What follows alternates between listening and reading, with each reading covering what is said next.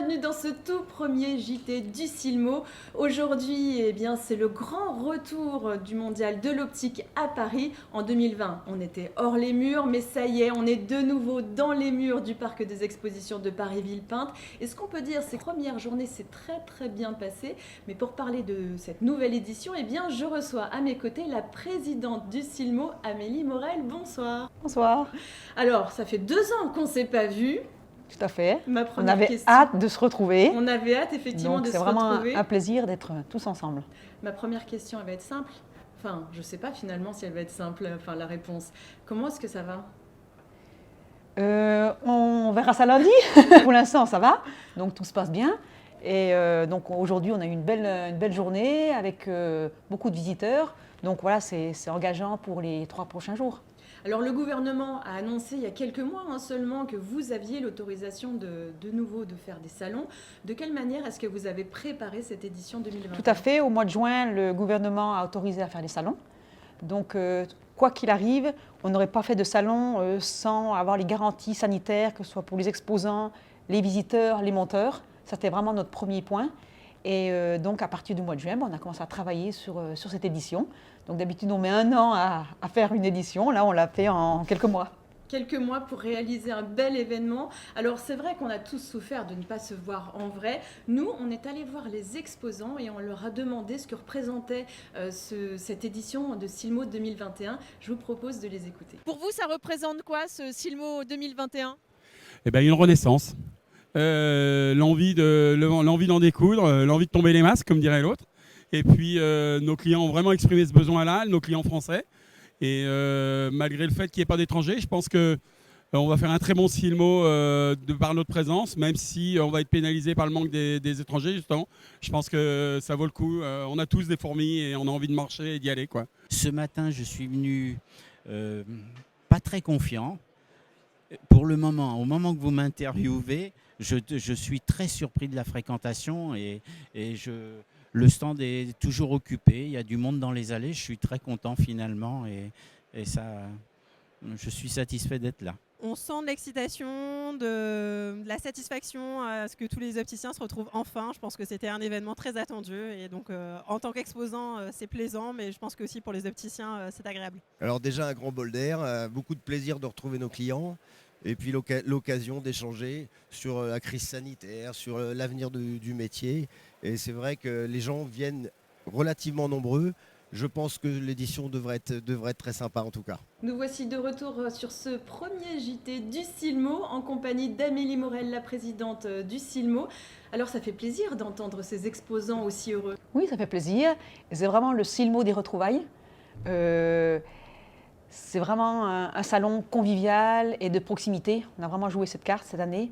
Et un salon, c'est toujours intéressant pour l'opticien de venir sur un salon. On y découvre les tendances, on échange avec ses collègues, on voit ses fournisseurs. Et oui, ça booste un salon. Donc c'est vraiment, je pense que c'est vraiment intéressant pour l'opticien de sortir de son magasin et de venir sur un salon. Et de venir ici. Tout à fait. Parlez-nous des temps forts de cette édition. Le Silmo 2021, c'est vraiment le Silmo des retrouvailles. Donc on va retrouver tout ce qu'on aime au Silmo, c'est-à-dire la convivialité, la proximité, mais aussi le Silmo d'or, donc qui couronne le talent, la créativité de l'ensemble de la filière. Et donc les lauréats seront connus samedi soir, donc il y a une soirée qui est organisée sur le salon. Ensuite, il y a l'espace Silmonex. Donc Silmonex, c'est vraiment, il y a des conférences à thème sur le futur, la futurologie du métier d'opticien. Donc c'est vraiment intéressant pour l'opticien. Et aussi l'espace tendance. Donc l'opticien peut venir se ressourcer, voir un petit peu les tendances en termes de forme, de couleur, de matière. Et c'est intéressant de sortir de son magasin. Alors en parlant de Silmonext, on est allé voir au hasard un visiteur et on lui a demandé ce qu'il était venu faire ici au Silmo. On l'écoute et on revient tout de suite. Aujourd'hui, on est venu ressentir notre métier parce que ça fait quand même plus de 2 ans qu'on n'est pas venu. Voilà, donc sentir les tendances, voir ce qui se fait, ne pas passer à côté de certaines collections qui pourraient apporter quelque chose à notre enseigne et à nos clients. Et après aussi retravailler les relations humaines parce qu'on n'a pas eu l'occasion de voir tout le monde depuis un moment.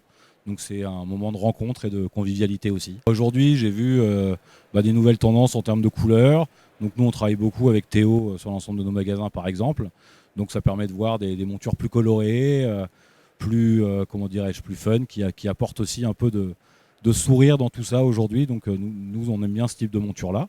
Puis après, on a aussi vu d'autres montures en bois, comme Clément Lunetier, etc., qui sont des lunettes qu'on va référencer dans nos points de vente aujourd'hui. Aujourd'hui, en région parisienne, on a la chance de voir nos représentants peut-être un peu plus que nos confrères en province, mais les relations humaines, ça ne se construit pas via des commandes de lunettes à distance ou autre.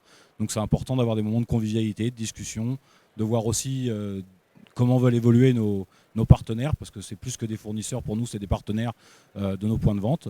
Donc ces moments-là sont importants parce que c'est vraiment des moments de discussion, comme on peut avoir avec nos verriers par exemple, ou avec notre centrale d'achat. Donc c'est vraiment des moments où on se réunit, où on rediscute des avancées futures de notre métier. Donc pour nous, ça c'est des moments très importants. On poursuit ce premier JT du Silmo en compagnie d'Amélie Morel. Alors oui, hein, c'est ça, on vient voir les nouveautés. D'ailleurs Théo, qu'on vient de voir dans ce reportage, est nominé au Silmo d'Or. La créativité n'a jamais cessé. Tout à fait. En fait, la créativité et l'innovation ne s'est pas arrêtée pendant cette période, bien au contraire. Et on a été vraiment agréablement surpris de recevoir le nombre de dossiers au Silmo d'Or, que ce soit en innovation, que ce soit en créativité, que ce soit dans voilà, les verres, les montures. Et donc c'était riche, c'était une année assez riche. Donc, 9 catégories, 44 nominés donc, pour les Silmo d'Or qui ont lieu demain soir. Il y a une cérémonie où on pourra découvrir les lauréats. Parlez-nous du président Christophe Leblanc. Alors on a la chance d'avoir Jean-Christophe Leblanc à nos côtés. Oui, Jean-Christophe. Voilà, pour avoir un regard neuf sur notre métier.